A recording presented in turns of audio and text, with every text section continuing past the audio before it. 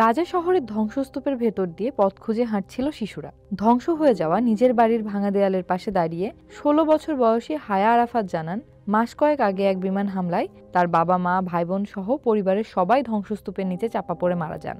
এখন তিনি একা থাকছেন এবং পড়াশোনা চালিয়ে যাওয়ার চেষ্টা করছেন। আমাদের ঘরটা, পরিবারের সবাই মিলে বসা, হাসাহাসি সব কিছু খুব মনে পড়ে। আমি একাই পড়াশোনা চালিয়ে যাব। কঠিন হবে, কিন্তু চেষ্টা করব। জাতিসংঘ জানায়, গাজার ১০ জনের মধ্যে ৯ জনের বেশি শিশু দীর্ঘদিনের অস্থিরতা ও মানসিক চাপের কারণে আগ্রাসী হয়ে যাচ্ছে।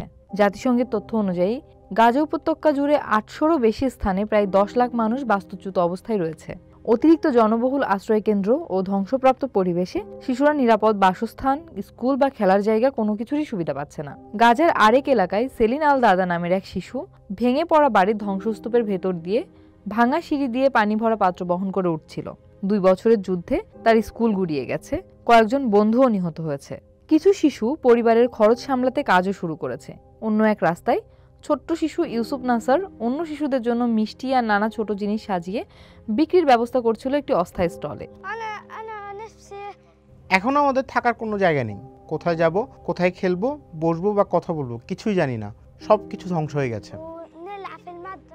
গাজার স্বাস্থ্য কর্মকর্তারা জানান, ২০২৩ সালের অক্টোবর থেকে শুরু হওয়া যুদ্ধে এখনো পর্যন্ত ৬৯,০০০-এর বেশি ফিলিস্তিনি নিহত হয়েছেন, যাদের অধিকাংশই বেসামরিক নাগরিক। জাতিসংঘ ও বিভিন্ন ত্রাণ সংস্থা সতর্ক করে বলেছে, বোমাবর্ষণ, বাস্তুচ্যুতি ও শোকের দীর্ঘমেয়াদী মানসিক আঘাত থেকে সেরে উঠতে গাজার শিশুদের দীর্ঘ সময় ধরে সহায়তা প্রয়োজন হবে।